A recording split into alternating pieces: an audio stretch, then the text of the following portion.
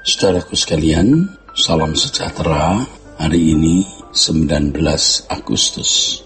Saudaraku sekalian, Tuhan Yesus mengajarkan kebenaran yang tidak sama dengan apa yang agama Yahudi ajarkan atau agama-agama Samawi ajarkan. Yang diajarkan oleh Tuhan Yesus adalah kehidupan yang menuruti keinginan Allah. Bukan kehidupan yang sekedar menuruti hukum. Ini prinsip penting, saudaraku. Yang orientasi berpikir umat pilihan perjanjian baru bukan pada kehidupan di bumi ini. Kalau orang masih pada tataran hukum, maka masih ada dalam area jika taat mendapatkan berkat, jika tidak taat mendapatkan kutuk atau laknat. Tetapi Tuhan Yesus mengajarkan kita pada tataran manusia batiniah.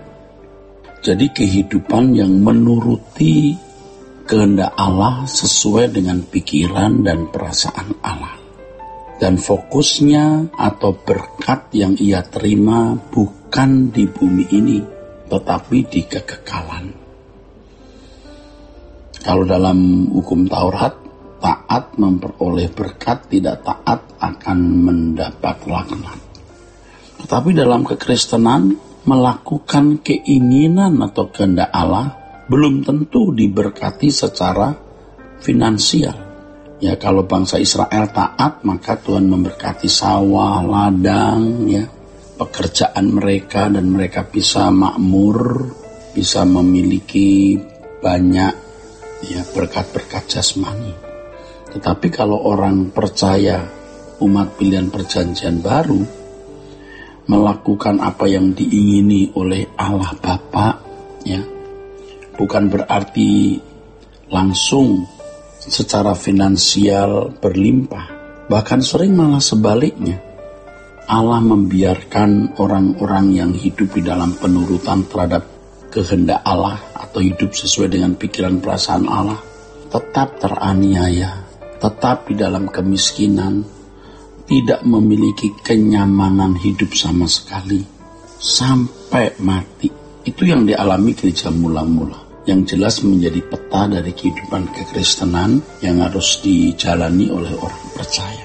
Jadi kalau seseorang menuruti keinginan Allah atau melakukan kehendak Allah, saudara-saudara, itu upah atau berkatnya nanti di kekekalan. Bukan di bumi ini, di kekekalan. Di bumi jangan harap mendapat sesuatu, ya. Jangan berharap mendapat sesuatu secara finansial, saudaraku, secara pemenuhan kebutuhan jasmani, ya. Tetapi kalau saudara sungguh-sungguh, ya, hidup seturut dengan keinginan atau kehendak Allah, maka yang kita akan peroleh nanti, saudaraku, itu kekekalan. Dalam Galatia pasal yang ke-6 ayat 8, firman Tuhan mengatakan, sebab barang siapa menabur dalam dagingnya, ia akan menuai kebinasaan dari dagingnya. Tetapi barang siapa menabur dalam roh, artinya hidup seturut dengan keinginan Allah, ia akan menuai hidup yang kekal dari roh itu.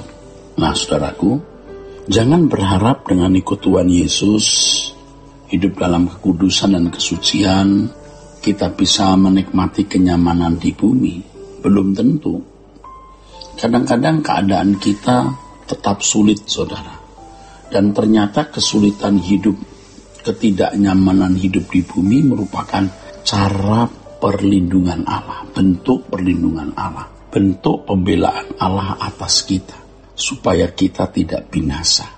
Dengan ketidaknyamanan yang kita jalani dalam hidup ini, ya, artinya dalam ketidaknyamanan itu justru kita memiliki kehidupan rohani menjadi makin murni, makin benar, saudara.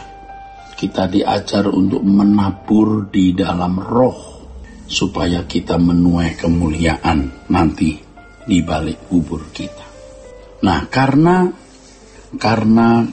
ketika seseorang hidup menuruti kehendak Allah, keadaannya tidak menjadi baik menurut versi manusia, banyak orang tidak ingin memilih jalan hidup ini. Untuk apa hidup dalam kesucian ternyata tidak berbeda dengan orang-orang dunia yang hidup dalam dosa. Bahkan kenyataannya malah lebih sulit.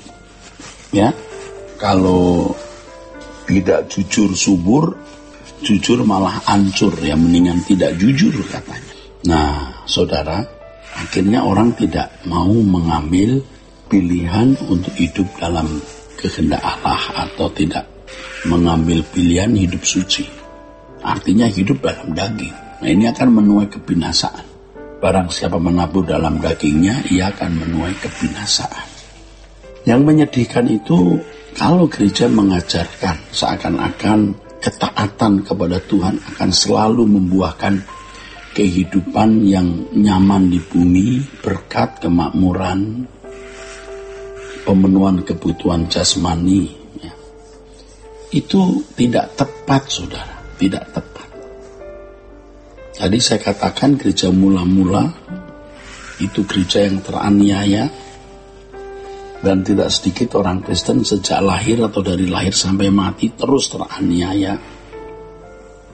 Yesus sendiri juga menunjukkan warna hidup, gaya hidup seperti ini. Ketaatannya kepada Bapa tidak membuat ia dimuliakan oleh manusia, terhormat di mata manusia. Bahkan yang dia alami adalah caci maki, ya, hinaan, ludah, dan sampai pada penyalipannya. Tetapi justru keadaan itulah yang membuat Yesus memuliakan Allah Bapa. Ya, dia menjadi Tuhan bagi kemuliaan Allah Bapa. Kehidupan seperti ini yang juga harus kita jalani, saudara.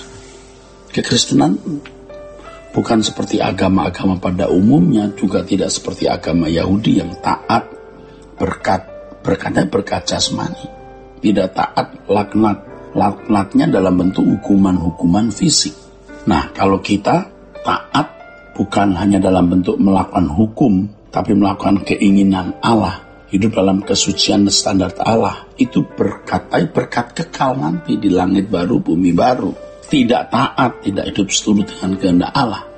Apalagi kalau tidak hidup sesuai dengan hukum, tidak mengasihi sama seperti diri sendiri, sembarangan. Nah, itu laknatnya ngeri, terpisah dari hadapan Allah selama-lamanya. Nah, ini ngeri. Jadi kalau perjanjian lama orientasinya pada pemenuhan kebutuhan jasmani, perjanjian lama orientasinya pada hukum yang tertulis, tapi perjanjian baru orientasinya pada langit baru, bumi baru, kemuliaan kekal, dan melakukan apa yang diingini oleh Allah. Demikianlah kebenaran hari ini, renungan hari ini kiranya memberkati kita sekalian. Sola Gracia.